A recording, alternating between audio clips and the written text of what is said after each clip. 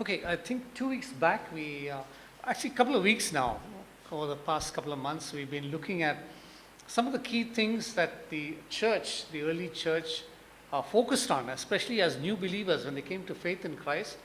Acts 2:42, Acts 2:42 mentions a statement that they gathered together to listen to the apostles' doctrine, for fellowship, for breaking of bread and prayer. And it looks like there are four different things. In some contexts, when you look at the text, depending on which text you look at, and if you look at even the original Greek text, it tends to give it as more of three.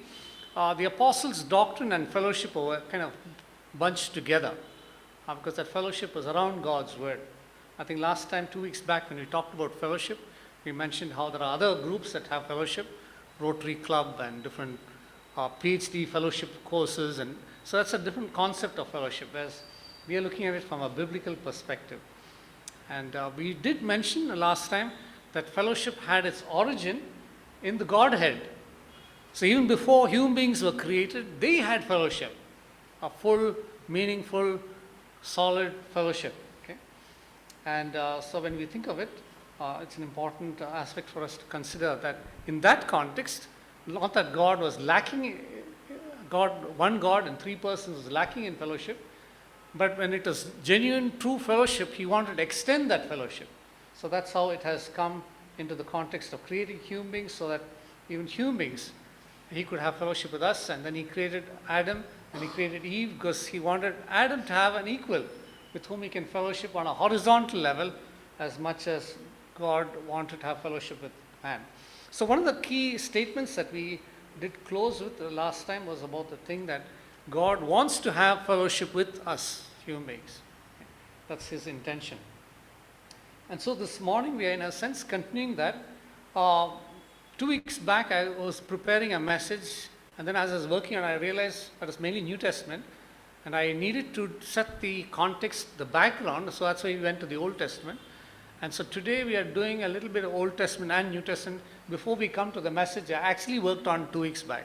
Okay, so this is still not the message that I worked on, so do give me a little bit of grace as we get into that. Let me just get my screen up. Even for those that are participating on the service online, if you have questions about some of the things that we discuss, you can feel free either to share it in the chat and we'll capture it and look at it later, or you can send a message by WhatsApp or SMS and I'll respond to that as well. Yeah, just give me a minute. Let me get this up here. Okay, so it's still about the aspect of fellowship, and specifically about fellowship, experiencing God's life to us and in relation to one another. Okay, so let me just get that up.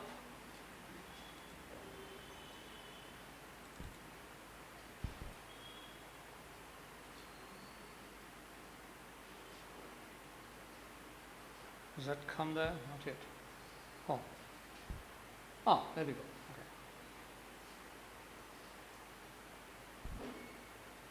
Okay, so maybe I should. There we are. Okay, and I'll also just scroll this down a little bit. Right, so that's what we're going to be looking at this morning. And it's not a very lengthy message, but some things for us to reflect on. Okay, so we're going to initially look at God and his people. We did mention God created human beings to have fellowship with us. And we see various facets of this. And so we saw about God in relation to Adam and Eve before the fall. And we read about that, I think it's in Genesis 3:5, that in the cool of the evening he would come to interact with them. But that one fine day, they were hiding. So even though he knew that they had sinned and they had broken his commandment, he was the one that wanted to kind of connect with them. He didn't withdraw, they withdrew. So what we see is human beings are the ones that withdraw from God. It's not God that withdraws from man. But God cannot directly, in that sense, connect with human beings as they are because of sin. And so God is the one that made the initiative to even sort out that issue of sin. So even after addressing Adam, then actually questioning Adam first, it's an interesting chiasm, what they call a chiasm in the Greek. It's like an X. First he questions Adam, he questions Eve, he addresses or confronts and addresses Satan because he was the cause. Then he addresses Eve, and then he addresses Adam. So it kind of reverses in that pattern if you look at it in the scripture. Okay? And so after that, we see that God clothed them. They tried to cover themselves with fig leaves, and that didn't work. And many of us, a couple of years back, when we went to the glorious promised land, not the promised land in Israel, but the glorious promised land here, there are a lot of fig trees there. And some of us, I actually wanted to try it out because I heard about it. So I plucked one fig leaf and kept it in the room that we were in. And the next day I saw what happened to that fig leaf. It shrunk. Okay?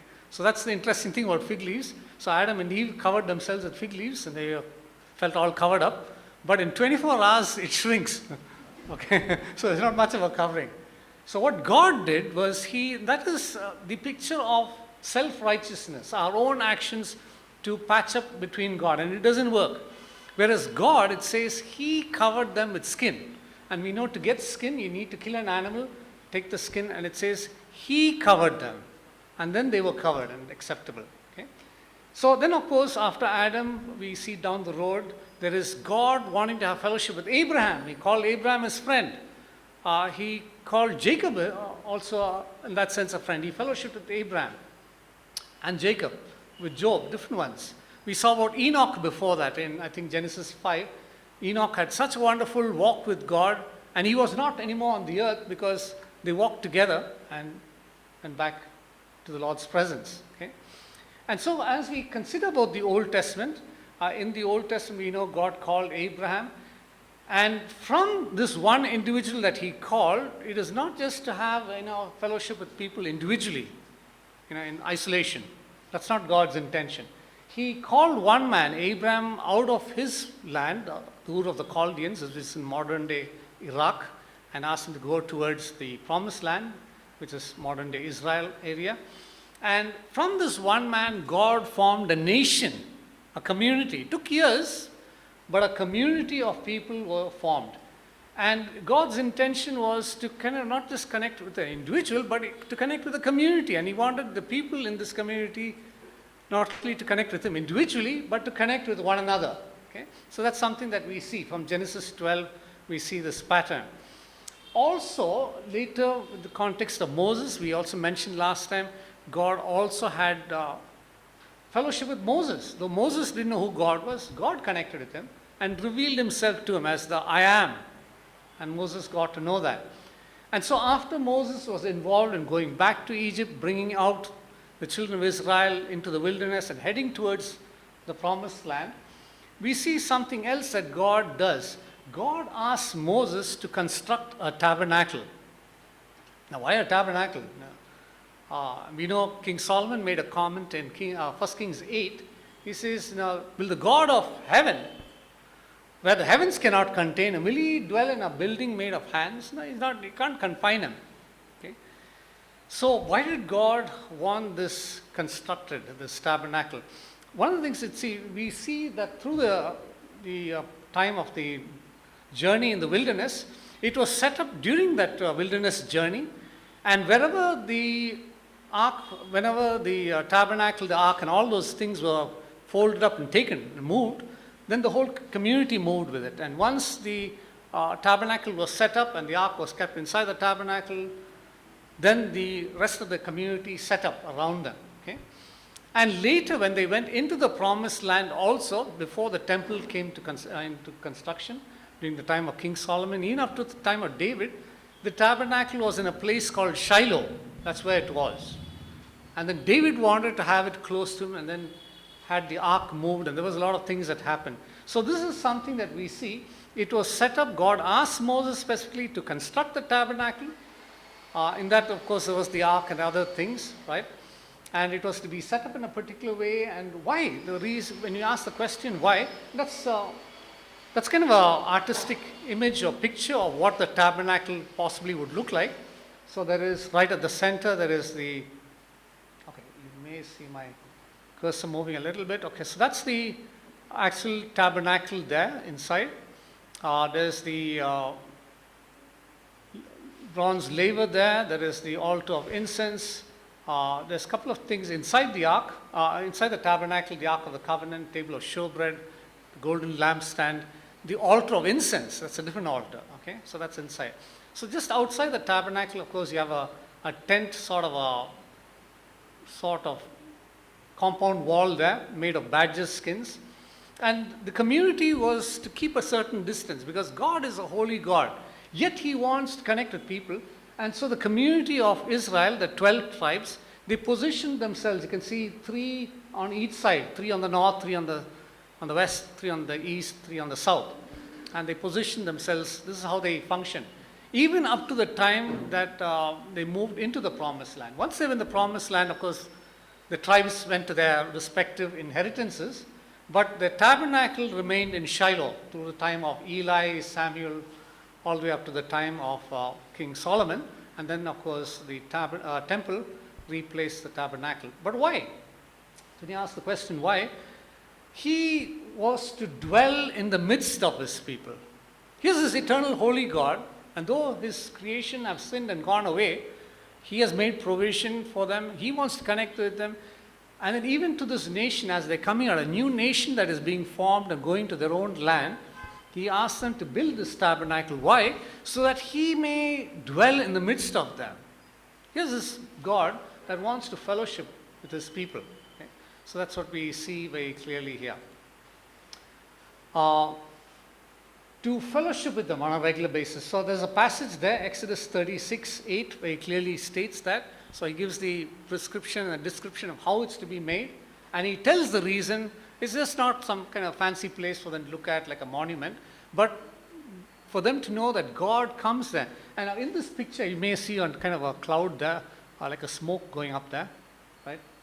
And so that's from the, it's supposed to be a picture of the cloud by day, of God's presence coming there. And then there was a pillar of fire by night. So as they traveled through the wilderness, this is also a picture of God's presence with them. And so God wanted to be with them. Right? So as we consider about God and His people, here's some things that we realize. God gave Moses, as they were journeying through the wilderness, not just 10 commandments. We often know the 10 commandments. He actually totally gave them 613 commandments. Okay, that's the total list of laws to govern this nation as He relates with them.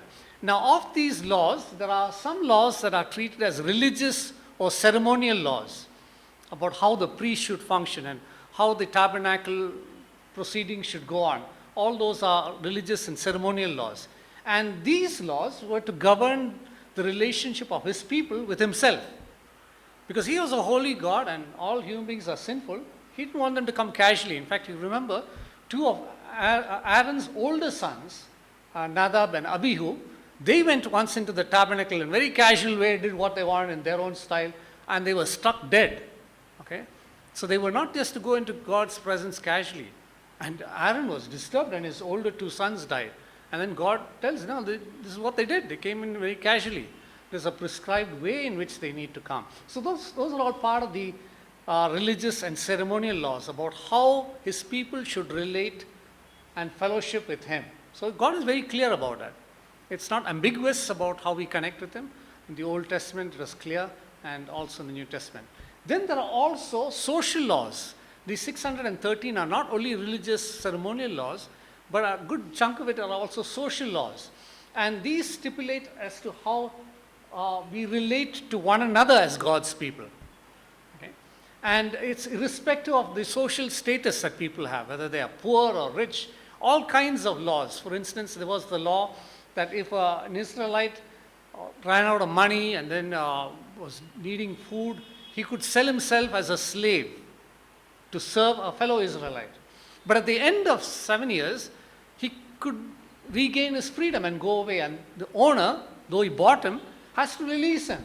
Where did those laws, where were they stated? In the social laws. Okay? Other social laws, if one man by accident hit somebody, not intentionally but by accident, and that person yet died, that person who hit him, it is called manslaughter, not murder, manslaughter, he could run to a place called a city of refuge. All those descriptions, rules governing that were found in these social laws. So this is irrespective of the status that people had in that society. It also included laws about how they relate to aliens or strangers, foreigners that live among them. Okay? So when we think of countries where the Christian faith has moved forward, they have been often countries that have opened their doors to receiving other people. Whereas you see certain nations that are very rigid about their religious or belief system, they are very restricted about who has freedom. So they have first-class citizens, second and third-class citizens. So people that are from that religious background are treated as first-class citizens, everybody else second or third class. Whereas God's people were told not to show that distinction or differentiation. Why? Because he wanted, as much as they have fellowship with him, to have fellowship with one another as well. Okay? Now, God's intimacy with his people, as we look at it, an intimate relationship, fellowship, the best description of it from a human perspective is a husband-wife relationship. It's nice that we have both the newly married couples today here. Yeah. So, the husband-wife relationship is supposed to reflect that intimate fellowship. And here's an interesting thing about the husband-wife marital relationship. It's an exclusive relationship. The relationship that a husband and wife share with one another, they do not share with anyone else. I often remember at our wedding day, the pastor that was conducting our wedding, he was from a Hindu background that came to know the Lord, Pastor G.S. Nair. And in the vows, one statement that hit me, he says, from this day forward, leaving all others, you will cleave to John C. alone. That sunk in my head, which means you may have friendship with other ladies as a man, but they should never come anywhere close to the relationship that I would have with my wife. Okay, this is an exclusive relationship. Likewise, the wife should not have any other association to the intimate level that she has with the husband. Okay? And so this is very particular. And so God was very particular about this in relation to the social levels, all those issues about adultery and all that were related to this aspect. Okay? Likewise, the relationship or fellowship that God has as people is also exclusive. Okay? It's not open-ended. You can have other gods and goddesses along with God. No, that's not allowed, right? So God is very particular about it. And we see some of these things. So when his people Israel, whom he had called out to be his own people, went after other gods, God was angry with them. Why? Because this was supposed to be an exclusive relationship and fellowship, not to be shared with anyone else. Okay? Now, sometimes as young people, they kind of wonder, I remember interacting with some people, especially when we are talking to people who are maybe not part of our fellowship and they're considering marriage. And often it's sometimes a young lady thinking about marrying, age is catching up, haven't come across a believer. Is it okay to marry an unbeliever? He's okay with me going to church. And later I'll share the gospel with them. You're inviting trouble. Because we are told not to have unequally yoked fellowship or relationships, right? Because it will bring challenges down the road. And so God is very clear about it. So even in relation to a husband-wife relationship, his relationship with his own people, it was supposed to be very exclusive. So I have put some passages there. We're not going to be reading into it. But a picture that is seen is the book of Hosea. Hosea is asked to do some very strange things. And that is to depict about the condition of the relationship of Israel with him. Hosea is first of all told to go marry Gomer. And who is Gomer? We discover she is a prostitute. And he's, how can a godly man go marry a prostitute? God says, no, I want you to go marry her. And so he did. He had a couple of children with her as well. And the picture of that is also to convey to the nation of Israel, they had gone astray from God, were into other relationships, but God was pursuing them still. And in fact, after, I think Hosea had one son, again his wife disappeared on her jaunts, she went off somewhere. And again Hosea went after her and brought her back. And that's a picture of how God is with his people. Even though sometimes we are unfaithful to him, he remains faithful. That's what Paul tells Timothy, right? He cannot deny himself. He remains faithful. And so he went after them and he brought them back. And so in Hosea did that. He brought his wife back. And that's how God relates with his own people. Uh, Here's something to think of. Faithfulness and sincerity in relationship. When people are not faithful and sincere in the relationship with God, they will not be faithful and sincere in the relationship with other people. Okay? This is where it begins. Because this is an unseen relationship. Because if this is there, then the horizontal will also be there. And that's why often when we talk about the 10 Commandments or the Great Commandment, it has a twofold dimension, a vertical and a horizontal. And no wonder John in his epistle also states that, how can you claim to love God, the horizontal, vertical, when you don't love your fellow being, horizontal? Because the proof of the vertical is in the horizontal. Okay? But if the vertical is not there, you will not see faithfulness or consistency in the horizontal. There's no basis for that. So the basis for a faithful, sincere fellowship with one another is our fellowship and sincere, faithful fellowship with the Lord. And so this is very critical and important to keep in mind. We see some examples of people that were self-centered, selfish in their perspective. Old Testament and New Testament is interesting. The context, there is in Joshua chapter 7, they had just come into the promised land. They had major victory in Jericho, and they were all rejoicing as children of Israel. They beat their enemies, and God had told them carefully through Joshua, this is the first city you're capturing. Whatever is captured, the loot belongs to me. But one man said, no, how can it be only to you? I mean, I also went and fought it, so what I fight for is mine share also. So one man took some for himself. Who was that? Achan. Achan was focused on himself, self-centered, not sincere and faithful in his relationship to God. And as a result of that, we could see that he was not faithful and sincere in his relationship to people. He was deceitful.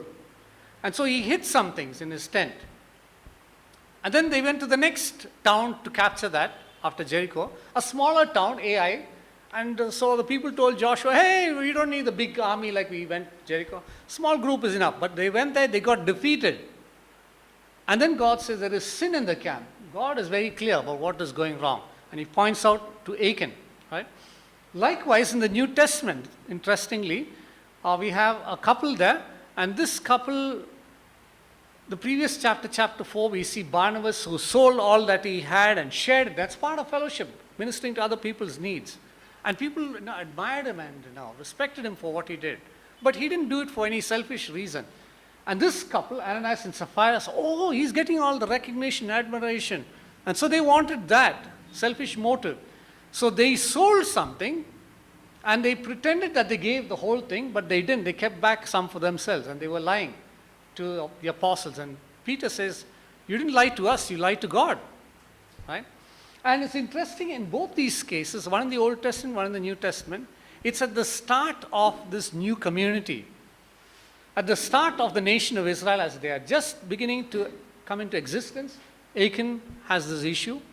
At the start of the new community, the church, as it's just beginning to get established, there is someone doing something wrong there also. Right?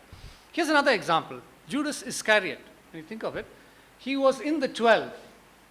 The Lord loved, it says, if you read John chapter 13, I like the way it describes it, he loved those that God the Father had given him. He loved them to the very end.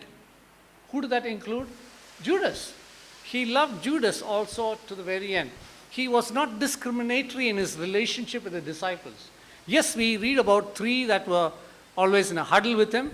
Then John, the apostle, says he refers to himself as a disciple whom Jesus loved. But you don't say that anywhere in the text. Jesus says, I loved only him.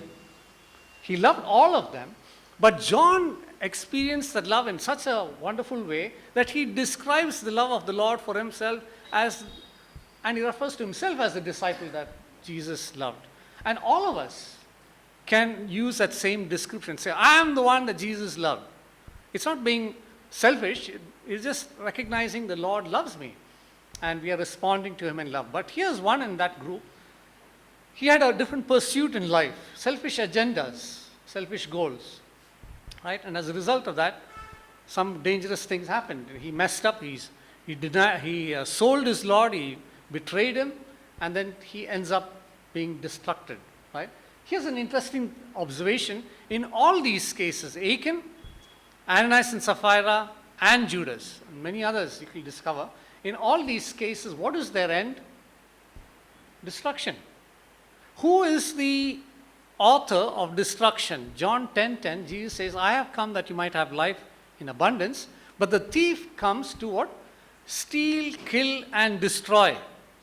So the one that is behind even this thought of trying to do things for selfish agenda, selfish reasons, is the evil one, and the end of it is destruction. So selfishness can be described as doing something for ourselves at the cost of others. We're not concerned about someone else, but just for ourselves. So in meaningful, genuine fellowship, there can be no space for this, okay? And we are called to be faithful and sincere in our relationship. So now coming to the New Testament, as we looked at Old Testament, now bordered into New Testament. Now look at New Testament, God with us in the New Testament.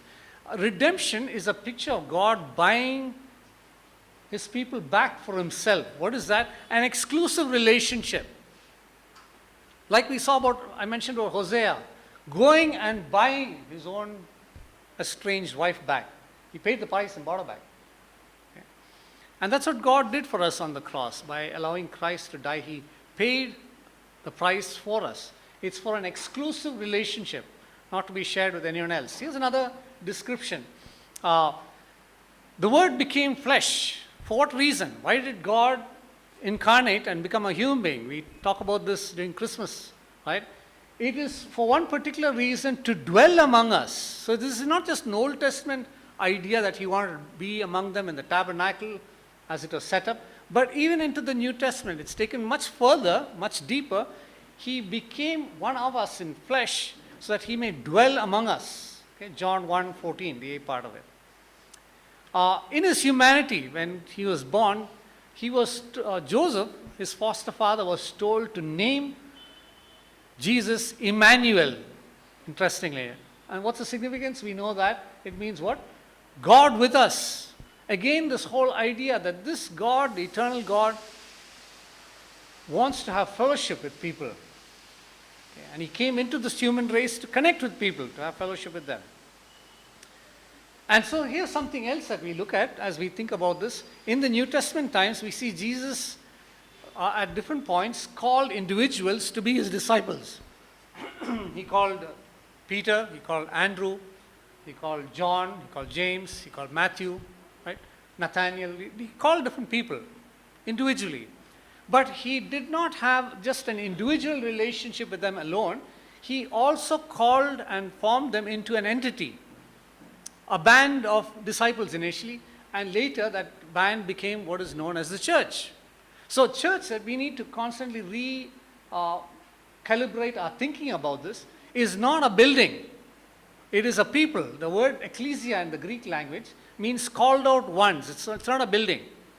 And I'm glad this pandemic actually shook up that concept world over. Because suddenly for several months, no one could go to the physical building. Did the church cease to exist? No. We were still meeting. How were we meeting? Yes, God gave a provision of technology, so virtually we were fellowshipping. The church still continued.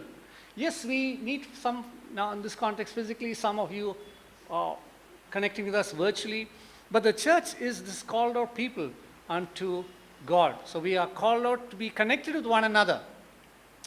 Because sometimes we can even come collectively, now especially for us in the physical context, we come individually or as families and we sit together and maybe say hello and we go, that's fine. But the idea of fellowship has to go much further, much deeper, where we get to understand one another's needs. And one of the things that this season has done for us, especially through the times of prayer that we had, we've been able to connect with various people about their needs and pray for one another and practically sometimes step in and do things. Okay? So this is very important that God had in mind. So biblical discipleship, when we think of it, is always in the context of community, not in isolation. I know many of us have maybe gone through different discipleship programs or courses. Unfortunately, the negative side of it sometimes, especially if it has come from the Western context, it has been very individualistic. Now, we need to be disciplined individually, and that's part of discipleship, but we are called, as we are disciplined individually, to connect collectively also and function collectively. Okay, that's important. So biblical discipleship, when he says biblical, it is in community, not in isolation, always. Now, when we look at this context of fellowship, we are just still setting the premise and foundation for fellowship, which we hope to look at in more detail in the weeks to come. I'm going to move on my slide a little slowly because I'm going to ask a question here too. Right? Being a teacher, one of the things I do is I ask questions. So one way is also to keep you engaged. Right? A key word, now I'm sure all of you have read the Ten Commandments. Some of you may have even memorized it. I like how some Sunday school teachers help you memorize the Ten Commandments. They have different symbols, hand symbols to remind you.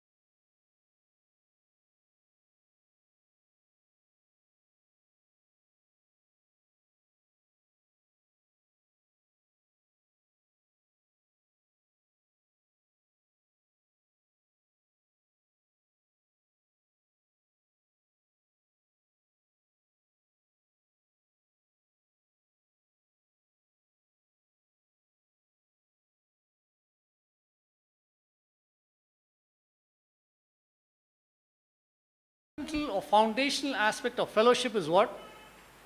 Is love. Right? And specifically agape love, because in the Greek language, again, there are 4 different words that are used for love. Of brotherly love, phileo. And filial love is very conditional. You're nice to me, I'm nice to you. Again? Okay. Are we? Oh, okay, okay. Sorry. That would have been causing some confusion there. Okay. Right. So there is also a word called storge, where we love things, or we like things. Actually, we shouldn't love things. There's a lovely song years back by one gospel singer, I think a British gospel singer, John Pantry, says, using things and loving people. Okay? Because loving things and using people only leads to misery. So we should keep the order correct. We use things, Love people. Don't love things and use people. Okay, that goes wrong. Okay. Now the gist of the Ten Commandments, as I said, Exodus 20, Deuteronomy 5, given to Moses at two different points for the nation of Israel, to the first generation that came from Egypt and to the second generation that is going into the promised land. Okay?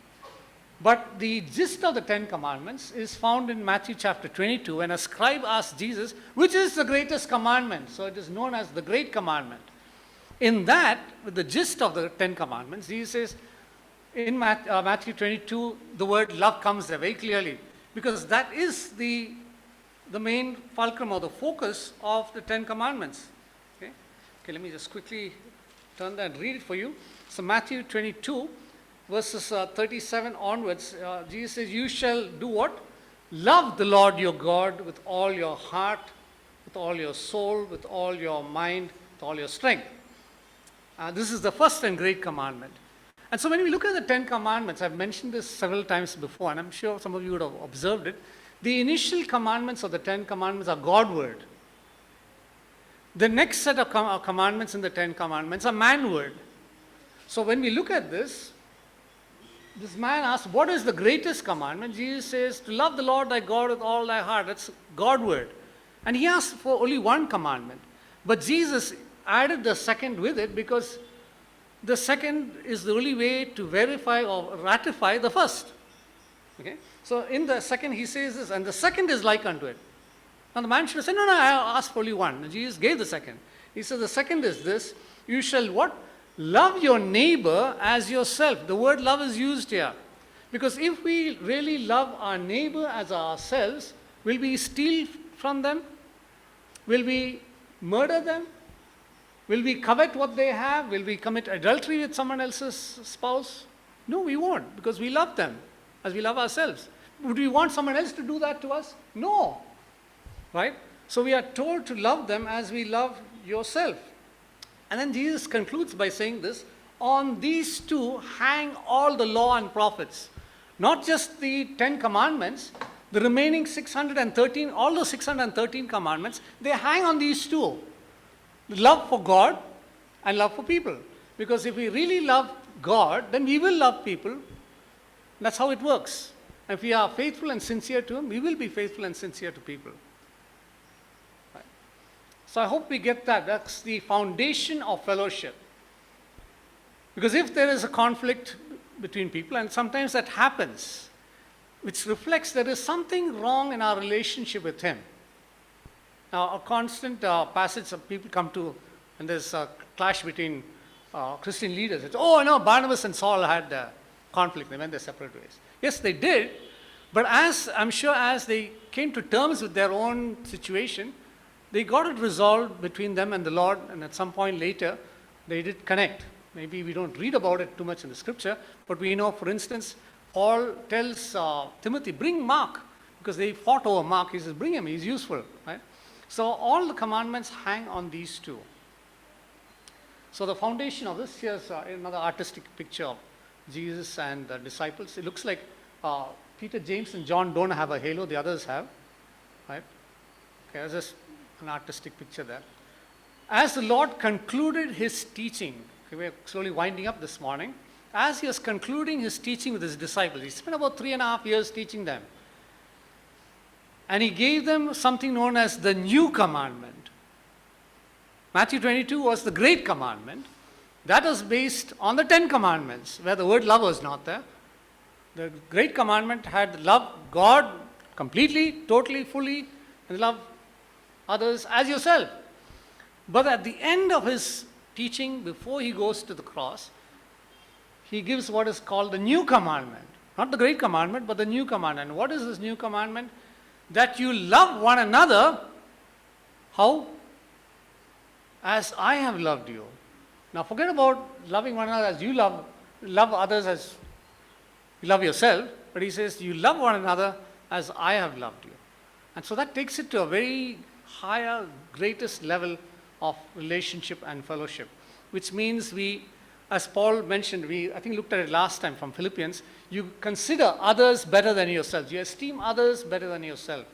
And that's a reflection of that. So as we close this morning, a few reflection questions. Do we, as disciples of the Lord, recognize that as much as He has called us individually into a relationship with Him, He intends for us to function as a community? Yeah, individually He's called us to have a relationship with Him. We are saved individually, not as families or as communities. We don't come to salvation as communities. Maybe a community comes together, but each individual comes to faith in the Lord individually. But then we are put into a community. There's a key verse, it's not listed here, and it's a phrase that sometimes a lot of confusion comes around, the baptism of the Holy Spirit. And the key passage for that is 1 Corinthians 12:13. Okay? 1 Corinthians 12:13 says this, and that's the actual understanding of what the baptism of the Spirit is. By one Spirit, who's that one Spirit? The Holy Spirit. Are we all, believers, baptized into one body? That's what the actual baptism of the Holy Spirit is. The Holy Spirit baptizes us and immerses us into one body. There are gifts. I'm not disputing that. There are gifts. Those are gifts of the Spirit as He sees fit to give for different, to each individual for the benefit of edification. It's not for our personal edification, though some people think it is for personal edification. It is actually for edification of one another. But the key understanding is this, that Holy Spirit, as we have come to faith in Christ, He baptizes us or immerses us. The word baptizo, to immerse, to submerge. He baptizes us into one body, the body of Christ. We are all made to be a part of it. Whether we like another person or not, or whether we are different or whatever it is, He puts us into that one body. Okay? And so He wants us to function as one body. Do we function in love with one another as He has loved us? So that's another question we need to ask on a regular basis. And here's something else, one more question, to be more specific we can do. What is an area that we can grow in our fellowship with one another? One of the reasons, a couple of years back, we initiated the area fellowship group. We actually eventually desired that it would be a group, a gathering that will happen on a regular basis, a weekly basis. But we said, let's start once a month, because we are not doing anything. Once a month is a good start. And then some groups I know started meeting twice a month. And none of us have graduated to every week. I know people have other commitments. But this is the idea, so that area-wise, people get to know each other, what their needs are, be concerned for one another, because this is what real fellowship is all about. Because He has put us into one body, we need to get to know one another. And unless we get to know one another, we can't really meaningfully love each other in practical terms. Okay? So these are some things that we need to reflect on as we go on. So let's close in prayer for a moment. Yeah, loving Father, we thank You this morning. As we could reflect on these thoughts, we realize how wonderfully You have come to dwell among us, to be with us. That was Your intention right through. And so You showed it through the whole aspect of having a tabernacle constructed so that You can dwell with Your people. And then when You chose to be born a human being and to be incarnated as a human being, Lord Jesus, You took on human flesh to be with us, to dwell among us. And You became Emmanuel, God with us. And it's Your desire that we would come into that constant, intimate fellowship with You. And help us as Your people to know that this fellowship, this relationship with You is exclusive. We cannot give that place that we give to You to anyone else. And that's why You, even in the context of discipleship, 3 times in Luke chapter 14 says, You cannot be My disciple unless we put aside our other relationships, whether it's with parents, siblings, spouse, children, even ourselves. And we put You first and foremost in our lives, because it's an exclusive relationship. Thank You also, because of that exclusive relationship with You, have caused us to be put into a body with one another, locally and even universally, and help us to function in that effectively, to demonstrate Your love as You loved us, to love one another. Yes, Lord, we realize that it's very hard often to love someone as You have loved us. But we know with You, You will enable us to accomplish that, where we, in that sense, As Paul said, he would die daily to himself, taking up his cross, dying to himself. And we realize the only way for us to function in a wholesome way in this fellowship, to love one another in a wholesome way as you loved us, is to die to ourselves, to our own desires, our ambitions, our selfish goals. And as we saw from Scripture, people who pursued those ended in destruction.